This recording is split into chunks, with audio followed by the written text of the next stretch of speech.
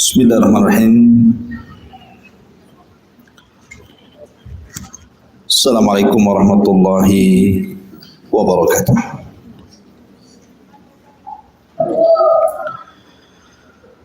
Bismillah wassalatu wassalamu ala rasulillah wa ala alihi wa sahbihi wa mawalah wa la hawla wa la quwata illa billahi wa ba'du.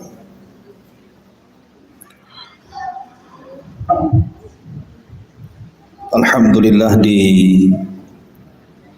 pagi menjelang siang ini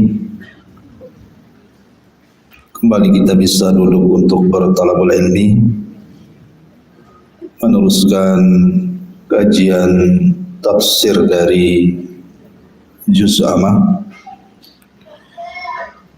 dan kita masuk pada surah Al-Bayyinah.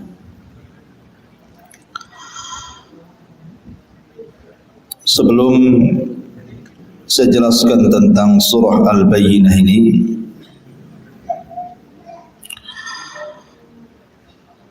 kita tahu bahwa setiap Al-Quran itu kan ada asbab nuzulnya.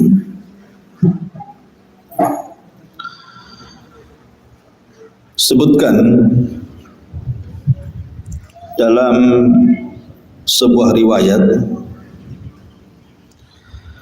dari seorang sahabat namanya Ubay ibn Ka'ab. Dan Ubay ibn Ka'ab ini satu di antara 4 sahabat yang direkomendasikan Nabi untuk diambil Al-Quran dari 4 sahabat itu. Nah, salah satunya adalah Ubay ibn Ka'ab. Di sana ada Zaid ibn Thabit, ada Mu'ad ibn Jabal, Abdullah ibn Mas'ud. Nah, salah satunya adalah Ubay ibn Ka'ab ini. Nah, suatu ketika Ubay ibn Ka'ab ini dipanggil oleh Nabi sallallahu alaihi wasallam. Kemudian Nabi sallallahu alaihi wasallam mengatakan di hadapan Ubay ibn Ka'ab, "Amaranillah an aqra'a 'alaika surat al-Bayyinah." Wahai Ubay, aku diperintah Allah Subhanahu wa taala untuk membacakan kepadamu surah Al-Bayyinah. Tentu Ubay bin Ka'ab kaget karena bagaimana mungkin nama dia disebut-sebut Allah.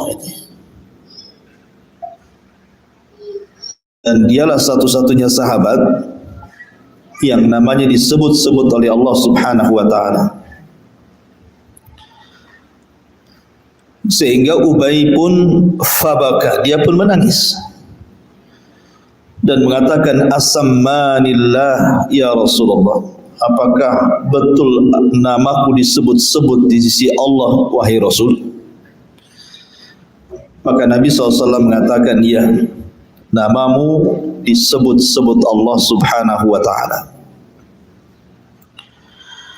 Artinya bahwa bagaimana hati para sahabat terpaut dengan Allah Subhanahu wa ta'ala luar biasa. Apakah mungkin selain daripada Ubay seperti kita umpamanya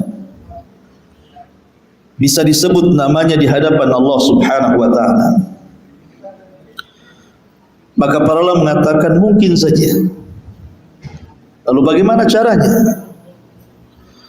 Caranya lakukan hal-hal yang menyebabkan Allah itu cinta dengan kita.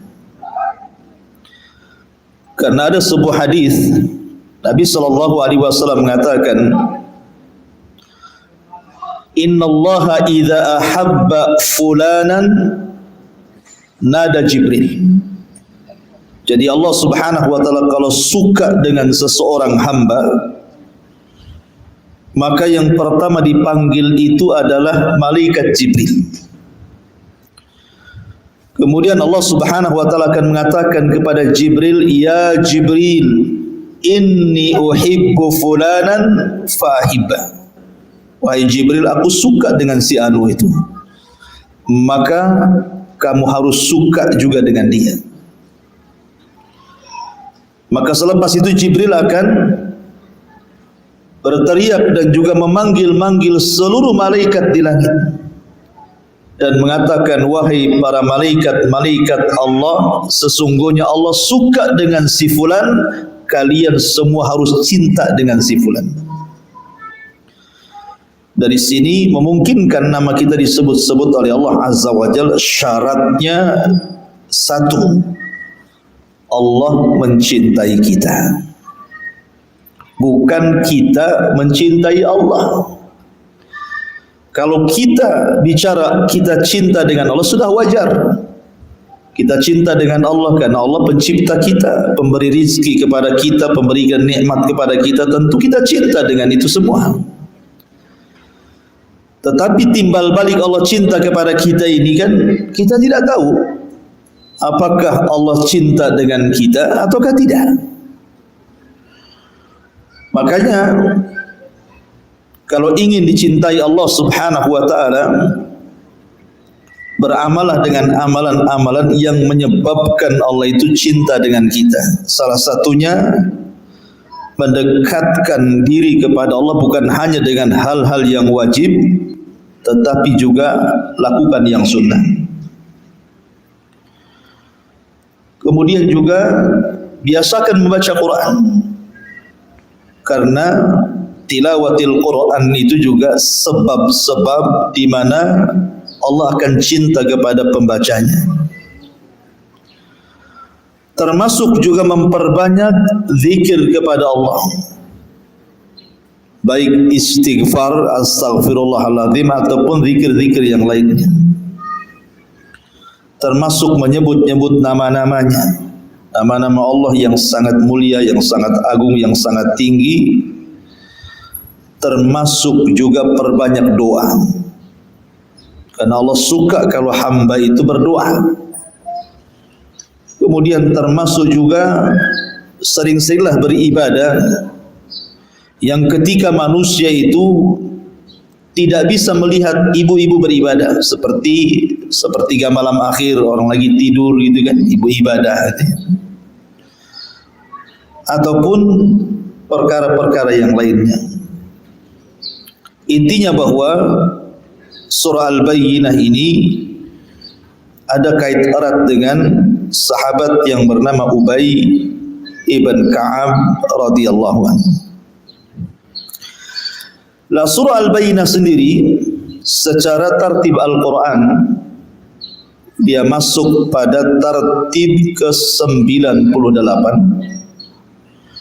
dengan jumlah ayat 8, dengan jumlah kalimat 94, dengan jumlah huruf 412, dan disebut dengan Al-Madaniyah, surat yang jatuh setelah hijrah Nabi sallallahu alaihi wa ala alihi wasallam. Baik, kita akan baca suratnya. A'udzu billahi minasyaitonir rajim. Bismillahirrahmanirrahim. Lam yakunil ladzina kafaru min ahlil kitabi wal musyrikina munfakkina hatta ta'tiyahumul bayyinah. Rasulun minallahi yatlu suhufan mutahharah fiha kutubun qayyimah. Orang-orang yang kafir dari kelompok ahli kitab dan juga orang-orang musyrik tidak akan meninggalkan agama mereka sampai datang kepada mereka bukti-bukti yang nyata. Apa bukti-bukti yang nyata itu? yaitu seorang Rasul dari Allah yang membacakan lembaran-lembaran Al-Quran yang suci, yang di dalamnya terdapat kandungan kitab-kitab yang sangat lurus. Taib. Ma'asyiral muslimat yang dimuliakan Allah Subhanahu wa taala. Di sini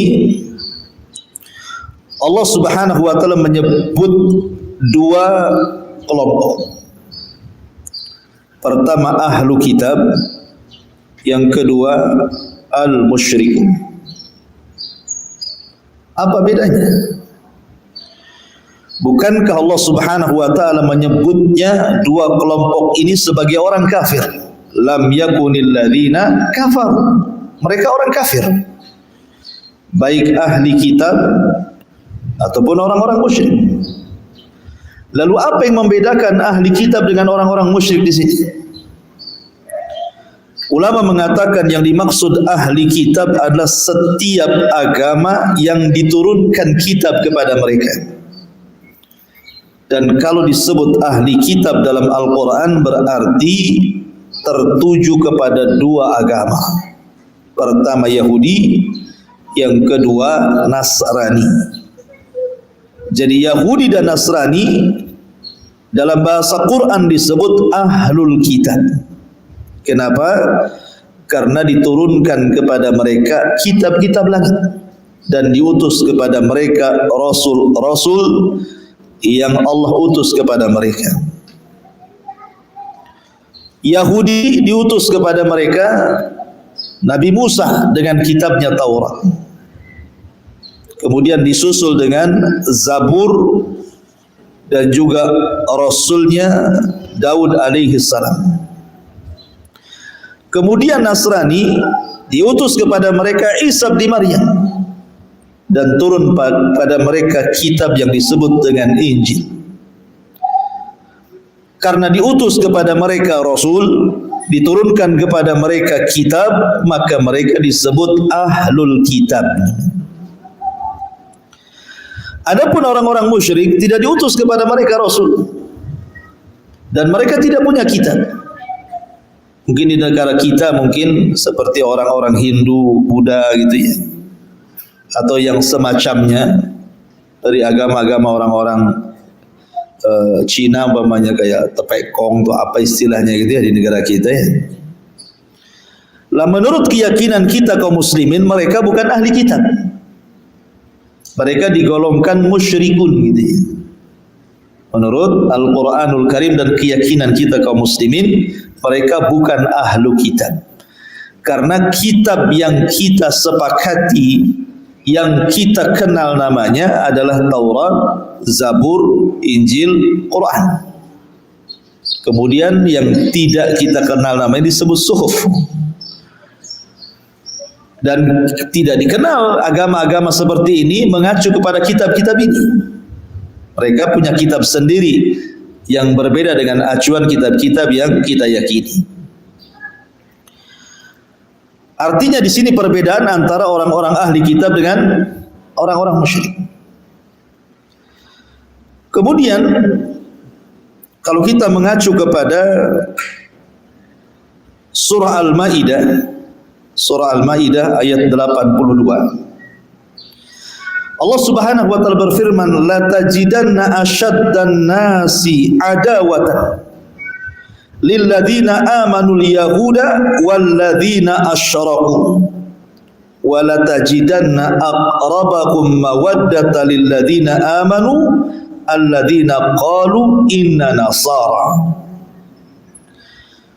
Allah mengatakan di sini, pasti kamu akan dapati orang-orang yang keras permusuhannya terhadap orang-orang yang beriman, yaitu orang-orang Yahudi dan orang-orang musyrik. Dan pasti kamu dapati orang-orang yang paling dekat persahabatannya dengan orang-orang yang beriman adalah orang-orang yang berkata sesungguhnya kami adalah Nasrani. Dari sini ada tingkatan. Tingkatan pertama Yang paling berat permusuhannya orang-orang musyrik. Kemudian di bawahnya Yahudi. Kemudian di bawahnya Nasrani. Nasrani ini paling ringan. Makanya di zaman Nabi,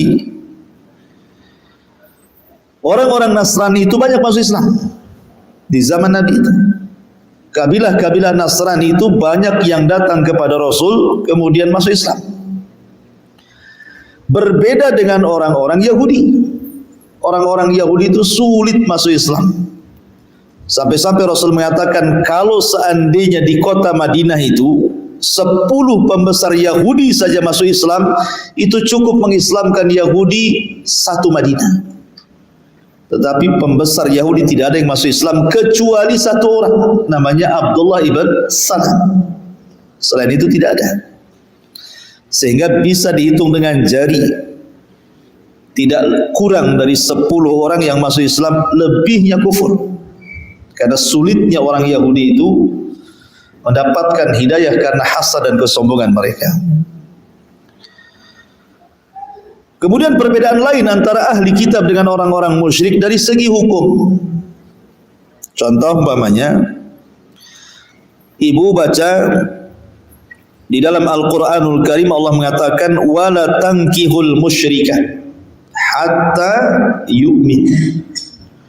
Wala amatun mu'minatun khairun min musyrikatin walau a'jabatkum. Wala tunkihul musyrikina hatta yu'minu wala 'abdun mu'minun khairun min musyrikin walau a'jabakum. Ulaika yad'una ilan nar wallahu yad'u ilal jannati wal maghfirati bi'idnih. Dan janganlah kamu menikahi wanita-wanita musyrik. Di sini ada kata-kata janganlah kamu menikahi wanita-wanita musyrik sebelum mereka mau beriman. Kenapa? Karena seorang budak yang beriman jauh lebih baik dibandingkan seorang wanita musyrik walaupun dia menarik hati. Dan jangan pula kalian menikahi orang-orang musyrik dengan wanita-wanita mukmin sebelum mereka beriman, karena sesungguhnya seorang budak yang beriman itu jauh lebih baik dibandingkan orang musyrik walaupun mereka menarik hatimu. Kenapa? Karena mereka mengajak ke neraka sementara engkau mengajak ke surga. Dari sini ada hukum tidak boleh menikahi orang-orang musyrik, baik laki-lakinya dari mereka atau perempuannya dari mereka. Beda pula dengan ahli kitab. Allah Subhanahu wa taala berfirman dalam surah Al-Maidah ayat 5, Al-yawma uhilla lakumut thayyibat wa ta'amul ladzina utul kitaba hillu lakum wa ta'amukum hillu lahum wal muhsanatu minal mu'minati wal muhsanatu minal ladzina utul kitaba min qablikum idza ataitumuhunna ujurahunna muhsinina ghaira musafihin wala muttakhidi akhdan. Pada hari ini dihalalkan bagimu yang baik-baik, makanan sembelihan orang-orang yang diberi kitab itu halal bagimu, dan makanan kamu juga halal bagi mereka. Dan dihalalkan mengawini, menikahi wanita-wanita yang menjaga kehormatan di antara wanita-wanita yang beriman, atau wanita-wanita yang menjaga kehormatan di antara wanita-wanita ahli kitab. Sini ada kalimat wanita-wanita ahli kitab boleh dinikahi. Maka di sini perbedaannya, musyrik tidak boleh menikahi wanita mereka atau laki-laki mereka. Tetapi kalau ahli kitab boleh menikahi wanita-wanita mereka tapi tidak laki-laki mereka. Kenapa? Karena yang namanya suami itu biasanya menentukan agama pasangannya. Kalau seandainya laki-lakinya dari mereka, wanitanya dari kita, dikhawatirkan agama terseret dengan agama mereka. Makanya ketika ada perdebatan Al-Imam Al-Baqillani dengan para pastor-pastor Nasrani dan mengatakan, enak kali kalian membolehkan wanita-wanita kami menikah dengan laki-laki kalian, sementara wanita-wanita kalian tidak boleh menikah dengan laki-laki kami. Kata Imam Baqillani, sebenarnya menghalangi tidak bolehnya laki-laki kalian menikah dengan wanita kami karena kalian tidak mengakui kenabian Nabi kami. Kalau kalian mengakui kenabian Nabi kami, silakan saja. Karena orang-orang Yahudi dan Nasrani itu mereka menghapus nama Ahmad dalam kitab-kitab mereka, sehingga mereka tidak mengakui bahwa Rasul itu Rasul kita, sementara kita mengakui Isa Rasul mereka, Musa Rasul mereka. Karena Allah yang mengajarkan la nufarriqu baina ahadin bir rusul. Kita tidak boleh membeda-bedakan para rasul. Maka dari sini ini perbedaan secara hukum dalam masalah pernikahan. Boleh menikahi wanita ahli kitab, tapi tidak boleh menikahi wanita orang-orang musyrik. Yang kedua, sembelihan.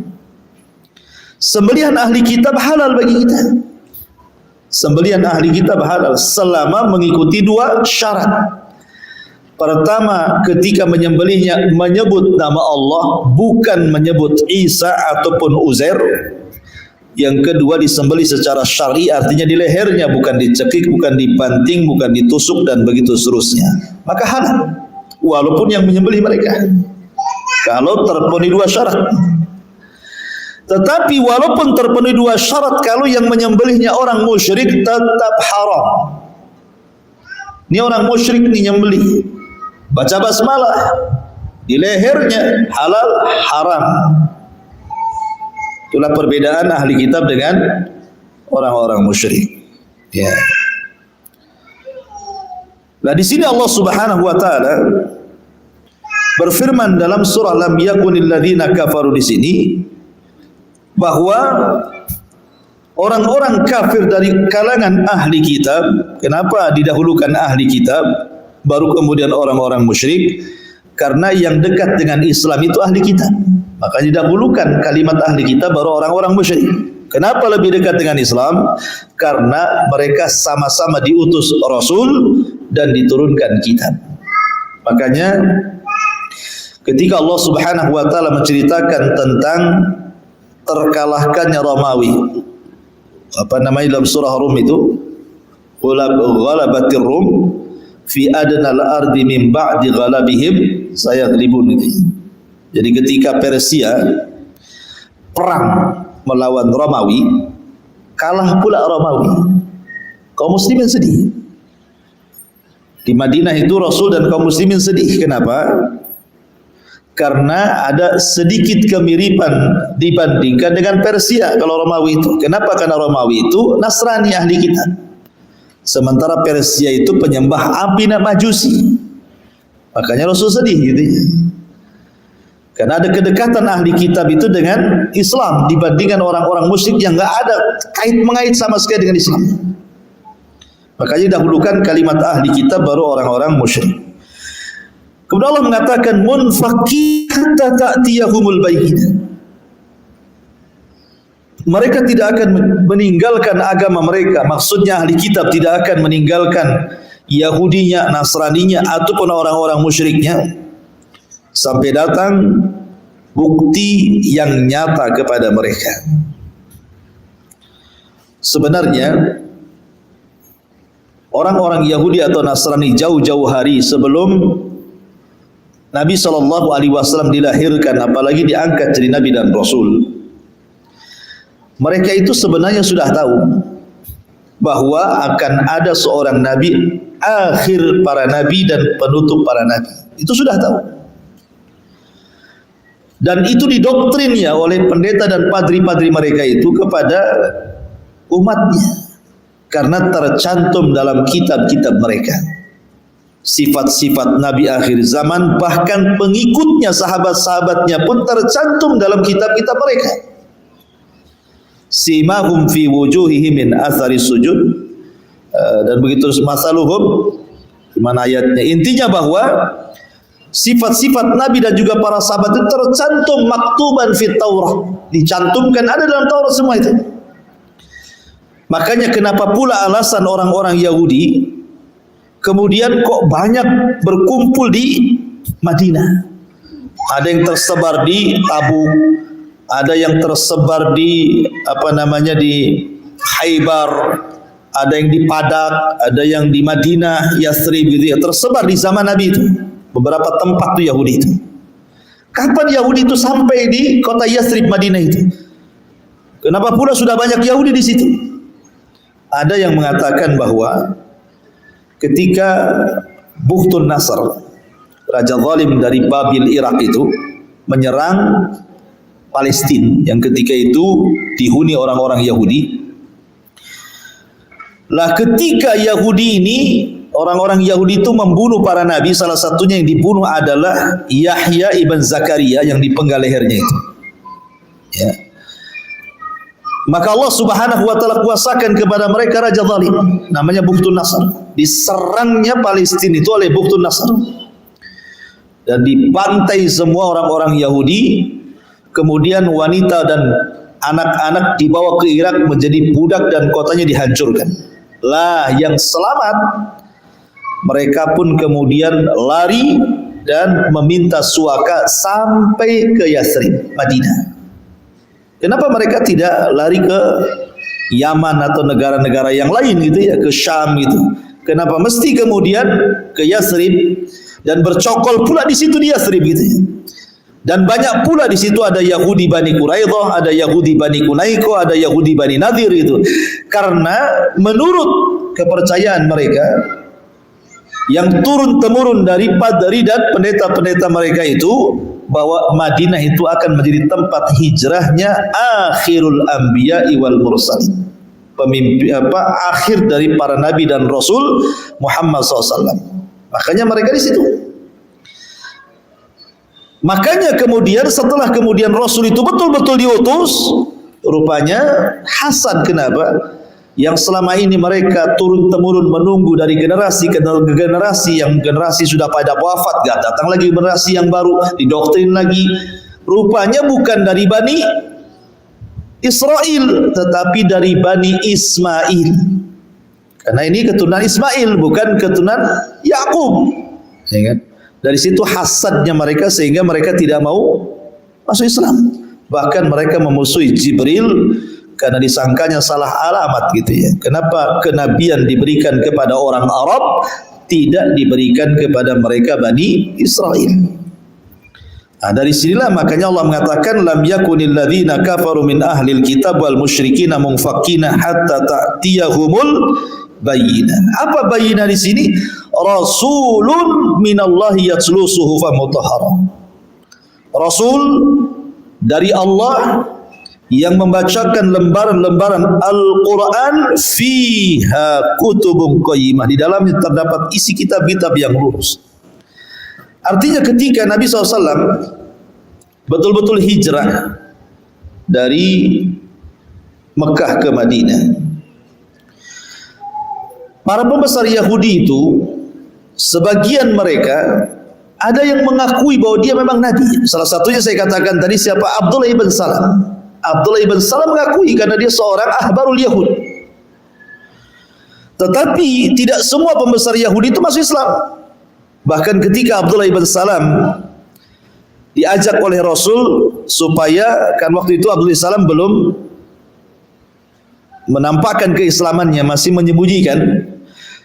Tujuan Rasul itu bagaimana reaksi orang Yahudi ketika Abdullah bin Salam, tokoh mereka, masuk Islam. Mau enggak mereka masuk Islam? Maka Rasul mengumpulkan orang-orang Yahudi. Kemudian Rasul bertanya, bagaimana menurut kalian Abdullah ibnu Salam itu? Oh, mereka puji Abdullah ibn Salam itu orang baik kami, anak dari orang baik kami, orang mulia kami, anak orang dari orang mulia kami. Macam-macam pujian selangit kepada Abdullah bin Salam itu. Tiba-tiba Rasul mengatakan, ya Abdullah bin Salam, keluarlah Kemudian Abdullah ibn Salam keluar, dia pun membaca syahadat di hadapan orang-orang Yahudi. Tiba-tiba orang Yahudi berubah. Abdullah ibn Salam orang yang paling jelek di antara kami, anak dari orang yang paling jelek di antara kami. Nah, kan? Baru saja mereka memuji. Tapi ketika sudah tahu Abdullah ibn Salam masuk Islam, mencelanya. Nah, gitu ya. Itulah ke orang Yahudi. Jadi belum tentu ketokohan itu mempengaruhi umat. Belum tentu. Banyak kok tokoh-tokoh yang, ya contoh sajalah yang real gitu ya. Mungkin kelompok-kelompok sempalan dalam Islam gitu ya. Tokohnya sudah tobat, murid-muridnya pula tak tobat gitu kan. Contohnya seperti itu. Ya. Nah di sini Allah mengatakan Rasulun minallahi yatlu suhufan mutahharah. Jadi yang dimaksud bayyinah di sini artinya seorang rasul dari Allah yang membacakan lembaran-lembaran Al-Quran yang di dalamnya terdapat kutubun qayyimah, kitab-kitab yang sangat lurus. Artinya qayyimah di sini ajaran Quran itu isinya sebuah keadilan, penuh dengan keadilan, penuh dengan rahmat, penuh dengan kebaikan, penuh dengan barakah, macam-macam. Qayyimah itu artinya. Kemudian setelah itu Allah mengatakan wa ma tafarraqal ladzina utul kitaba illa min ba'di ma ja'athumul bayyinah, dan tidaklah terpecah belah orang-orang ahli kitab melainkan setelah datang kepada mereka bukti yang nyata. Lihat dalam ayat keempat Allah tidak menyebut kalimat musyrik. Ya kan? Perhatikan coba ayat keempat. Tidak ada. Allah tidak mengatakan wa ma tafarraqal ladzina utul kitab wal musyrikun, enggak ada. Ya di sini fokus kepada ahli kitab. Ayat keempat ini. Nah, tapi kalau ayat pertama di situ ada ahli kitab dan musyrik. Tapi ayat keempat tidak ada musyriknya. Ini fokus kepada ahli kitab pembahasannya di sini. Wa ma tafarraqal ladzina utul kitab. Sekali lagi pembahasannya fokus kepada ahli kitab, maksudnya Yahudi dan Nasrani. Illa min ba'di ma ja'athumul bayyinah, dan tidaklah terpecah belahnya orang-orang ahli kitab, maksudnya terpecah belahnya orang Yahudi, terpecah belahnya orang-orang Nasrani, illa kecuali min ba'di ma ja'athumul bayyinah, melainkan setelah datang kepada mereka bukti yang nyata.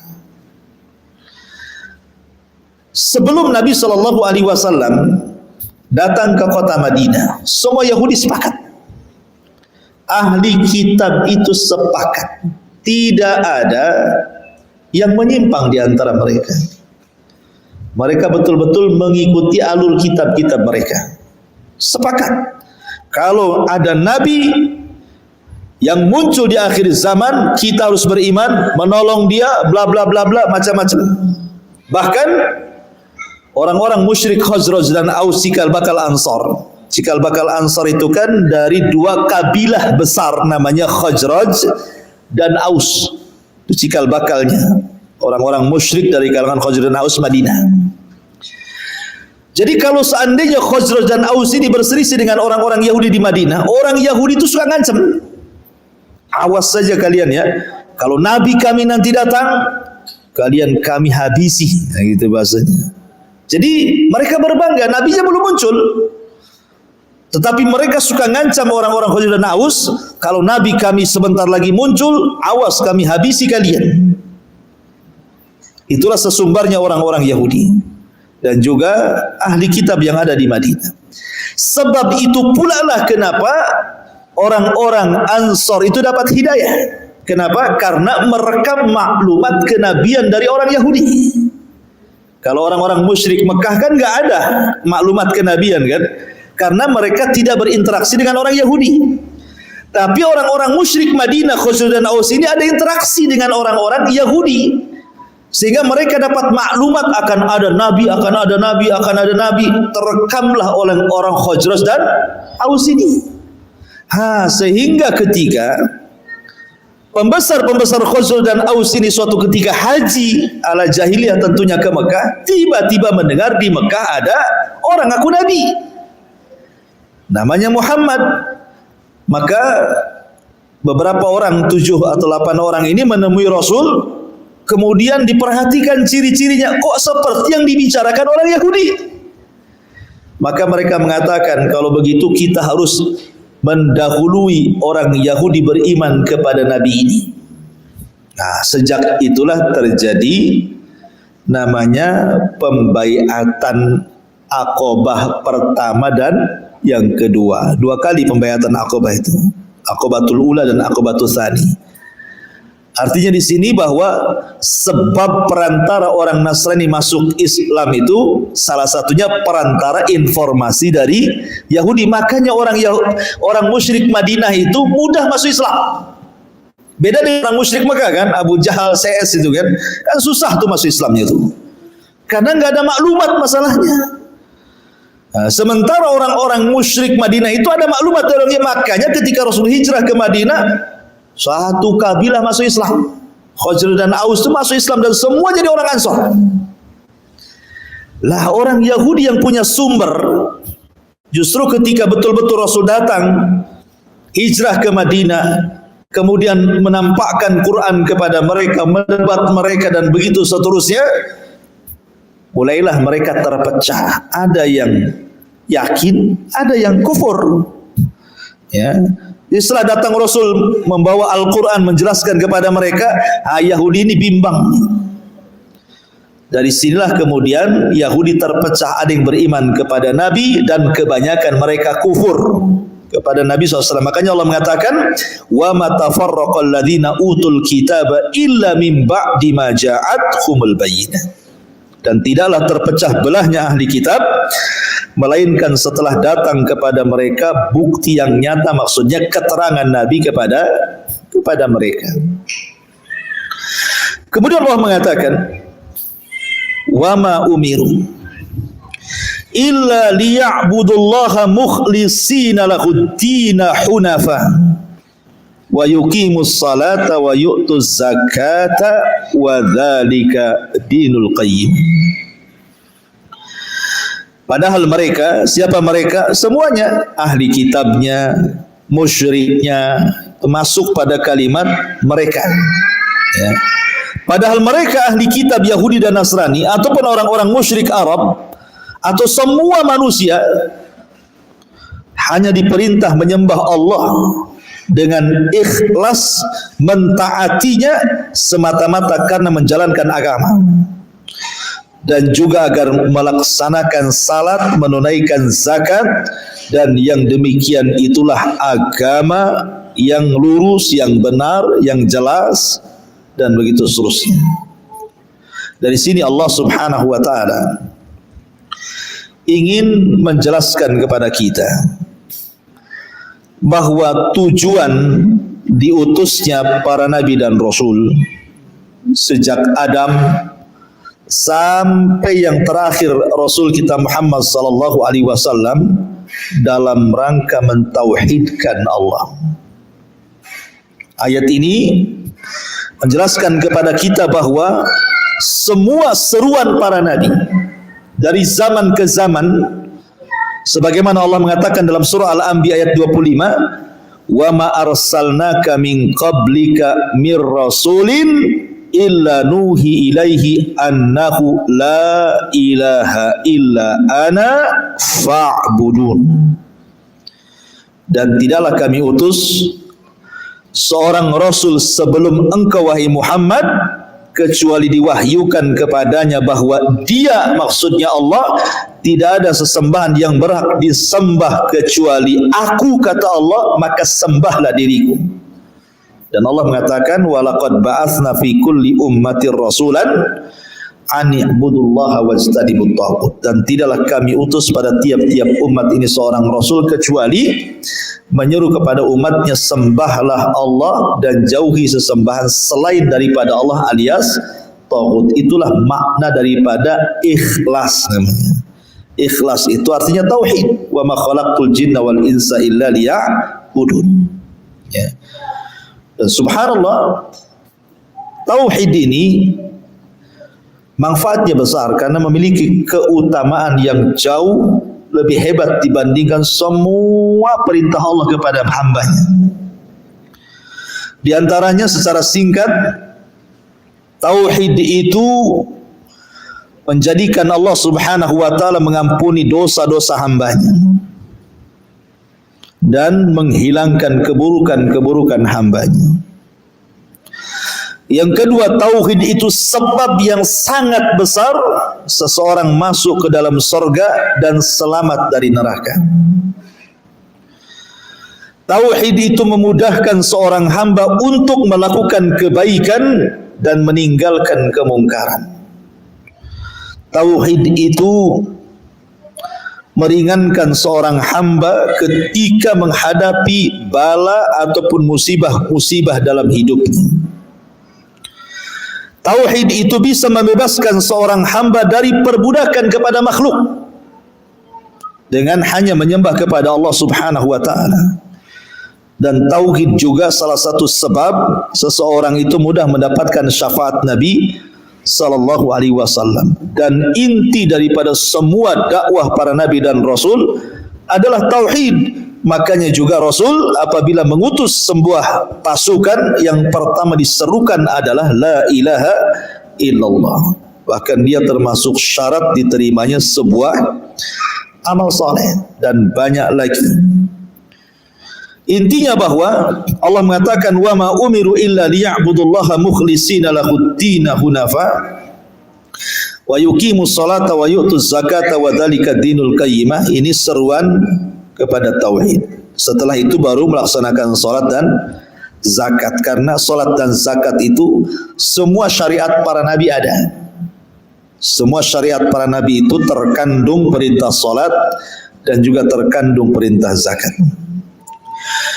Kemudian Allah Subhanahu wa taala bicara tentang kesudahan orang-orang kafir.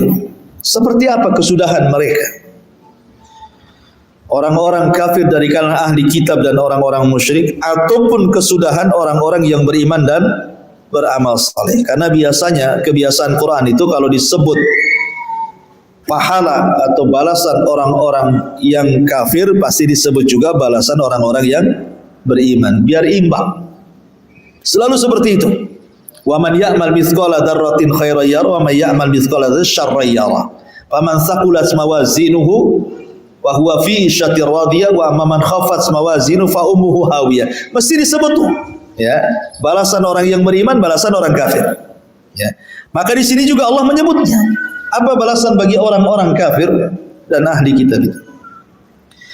Innal ladzina kafaru min ahlil kitabi wal musyrikin. Sesungguhnya orang-orang kafir dari golongan ahli kitab dan orang-orang musyrik. Fi nari jahannam. Mereka akan masuk ke neraka Jahannam, khalidina fiha, dikekalkan di dalamnya. Ulaika hum syarrul bariyah. Mereka adalah seburuk-buruk makhluk yang Allah ciptakan. Masyarul muslimat, ibu-ibu yang dimuliakan Allah Subhanahu wa taala. Di sini Allah Subhanahu wa taala menyebut tentang kesudahan ahli kitab dan juga orang-orang musyrik, bahwa mereka akan dimasukkan ke dalam neraka Jahannam. Perhatikan sebuah hadis. Nabi sallallahu alaihi wasallam bersabda, kata Nabi sallallahu alaihi wasallam, la yasma'u bi yahudiyyun wala nasraniyyun. La yasma'u bi Yahudiyun wala Nasraniyun. Tidaklah mendengar akan kedatangan, baik dia seorang Yahudi ataupun Nasrani, summa yamutu walam yu'min billadzi ursiltu, kemudian dia mati dan tidak beriman dengan apa yang kubawa dengannya, illa kana min ashabin nar, kecuali akan dimasukkan kepada penduduk neraka. Jadi orang Yahudi yang terancam neraka, orang Nasrani yang terancam neraka, orang-orang musyrik yang terancam neraka itu, di dalam ayat ini adalah orang-orang yang tidak beriman kepada Nabi. Karena Rasul yang mengatakan walladzi nafsi Muhammadin biyadi, kan, la yasma'u bi ahadun min hadil ummah. Siapapun dari umat ini yang mendengar tentang kedatanganku dan ajaranku kok tidak beriman, kata Rasul, berarti terancamnya Yahudi, Nasrani ataupun orang-orang musyrik itu disebabkan karena mereka ingkar kepada ajaran Nabi. Karena ahli kitab itu benar di zamannya. Ya, Yahudi benar di zamannya ketika Isa hidup. Nasrani juga benar di zamannya ketika Yahudi benar di zamannya ketika Nabi Musa hidup. Dan Nasrani juga benar di zamannya ketika Isa hidup, gitu ya.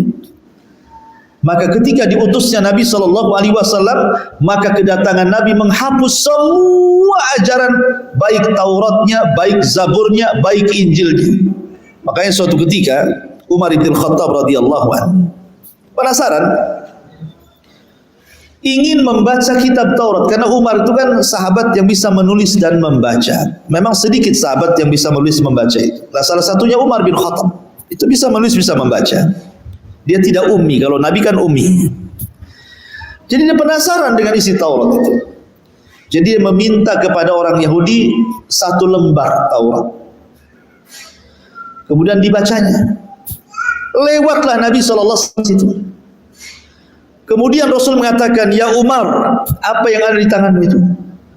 Kata Umar, ini waraqun minat Taurat, ini lembaran Taurat, wahai Rasul. Apa kata Rasul? Buang lembaran itu. Sampai Rasul mengatakan, amutahawwikun anta ya Ibn al-Khattab, laqad taraktukum alal bayda. Wah, Ibn al-Khattab kok sudah bingung ya, katanya. Aku tinggalkan Islam ini terang benar. Lailuha kanahariha la yazigu anha illa hadi. Di mana malamnya seperti siangnya, siapapun yang berpaling pasti binasa. Kurang apa lagi terangnya Islam? Kenapa kau butuh dengan Taurat? Suruh dibuang. Karena apa? Islam itu sudah mencakup semua agama. Makanya ketika Allah menyebutnya dalam surah Sabbihisma rabbikal a'la, inna hadza la fi suhufil ula suhufi Ibrahim wa Musa, kan.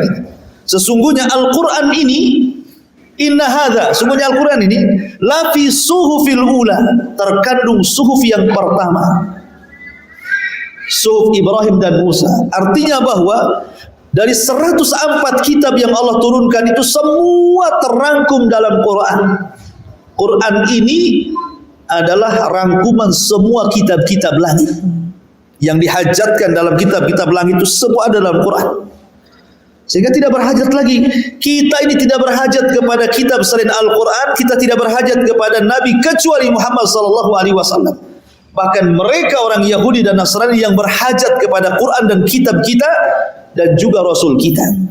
Makanya di sini kemudian Allah Subhanahu wa taala mengatakan innal ladzina kafaru min ahlil kitab wal musyrikina fi nari jahannam khalidina fiha ulaika hum syarrul bariyah. Sesungguhnya orang-orang kafir dari ahli kitab dan orang-orang musyrik akan masuk neraka jahanam, mereka kekal di dalamnya selama-lamanya. Mereka kekal di dalamnya selama-lamanya. Perhatikan kalimat ini. Mereka kekal di dalamnya selama-lamanya. Ibu-ibu yang muliakan Allah Azza wa Jalla, kalau ada orang bertanya, orang-orang kafir yang masuk neraka, terkadang hidup mereka itu tidak lama di dunia. Boleh jadi 20 tahun sudah meninggal. Boleh jadi 30 tahun sudah meninggal. Atau boleh jadi baru balik. Baru setahun dia hidup, baru 16 tahun dia meninggal. Tiba-tiba kemudian masuk neraka dan dikekalkan di dalamnya. Gitu ya, kalau ada syubhat, kan syubhat namanya, kan. Masa di dunia cuman umurnya 20 tahun, tapi kalau masuk neraka gak keluar dari neraka, ini gimana ceritanya? Ya, harusnya kalau memang akal bicara, yo 20 tahun kafir ya di neraka juga 20 tahun, kan, gitu ya. Bukankah dosa itu beda dengan pahala? Kalau pahala itu satu pahala bisa dilipat gandakan menjadi 10 kali lipat sampai 700 kali lipat pahala, kan. Tapi kalau dosa kan satu dosa satu hukuman. Ya, satu dosa satu hukuman. Itulah keadilannya Allah. Allah tidak akan mengadab kecuali dengan sesuai keadilan. Sebagaimana Allah memasukkan ke dalam surga itu sesuai dengan rahmatnya dan kasih sayangnya. Karena kalau kita membeli surga nggak kebeli. Lalu kenapa kita dimasukkan surga? Rahmat, kasih sayang Allah. Allah kasihan dengan kita, makanya Allah masukkan. Dan kalau ibu mau beli surga dengan amalan ibu, nggak akan bisa masuk surga ibu itu sampai kiamat. Ya, makanya ketika ada seorang Bani Israel tidak pernah maksiat pun, seumur hidupnya tidak pernah maksiat Bani Israel itu. Anak muda Bani Israel tidak pernah maksiat, akhirnya meninggal. Kemudian dia berdiri di pintu surga. Kemudian Allah mengatakan, udkhulil jannah bi rahmati, masuk kau ke dalam surga dengan rahmatku. Orang ini mengatakan, tidak maulah. Yang masuk surga dengan rahmatmu Rabb, mereka orang-orang yang berdosa. Kemudian kau ampuni dosanya, kau masukkan mereka ke surga, wajar. Mereka masuk surga dengan rahmatmu, kasih sayangmu. Nah, aku ini tidak pernah berbuat dosa. Masa aku dimasukkan ke dalam surga dengan rahmatmu? Masukkan aku dengan amalanku, katanya. Maka Allah mengatakan, baik, sekarang hitung amalanmu. Berapa amalanmu emangnya? Gitu. Akhirnya dihitung amalannya. Rupanya amalan yang dia kerjakan dengan pahala yang ia peroleh tidak sebanding dengan satu nikmat yang Allah berikan kepadanya. Namanya nikmatul basar, nikmat melihat. Akhirnya karena dia takut tidak masuk surga, dia mengatakan, ya sudah Rabb, masukkan aku dengan rahmatmu lah, katanya. Karena takut mau masuk surga gitu. Ya. Tapi di sini bahwa orang masuk surga itu karena rahmat, beda pula orang masuk neraka karena keadilan. Lah kalau orang kemudian mengatakan, nah orang ini hidup 20 tahun orang kafir kok masuk neraka dikekalkan, adilnya di mana gitu. Gitu ya. Nih, ini kalau ada syubhat seperti ini, Bu, jawabannya ya adalah firman Allah Subhanahu wa taala. Allah Subhanahu wa taala berfirman di dalam Al-Qur'an. Dan saya cari dulu ayatnya. Bal bada lahum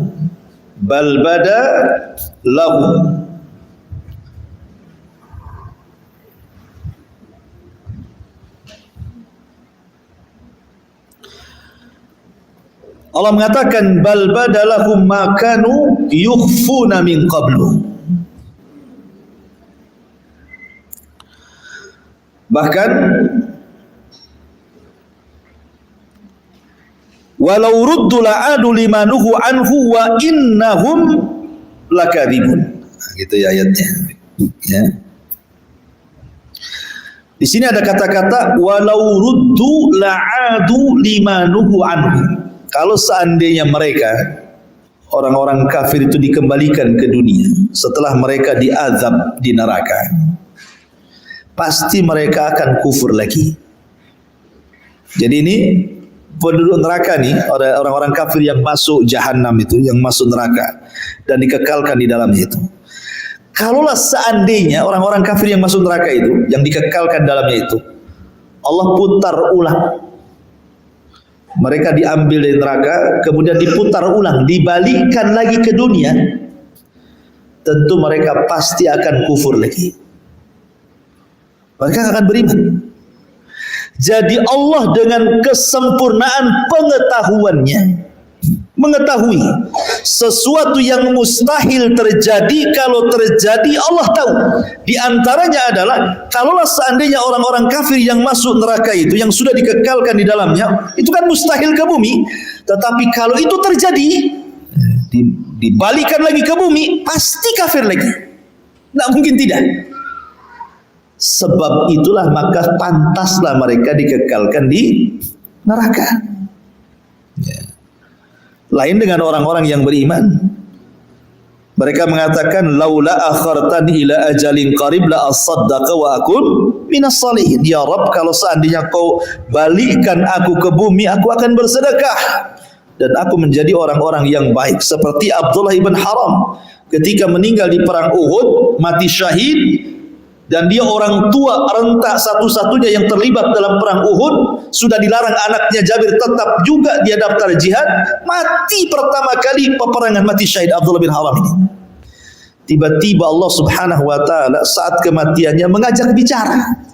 Tamanna ya abdi, hambaku, kau mau apa? ngomong saja.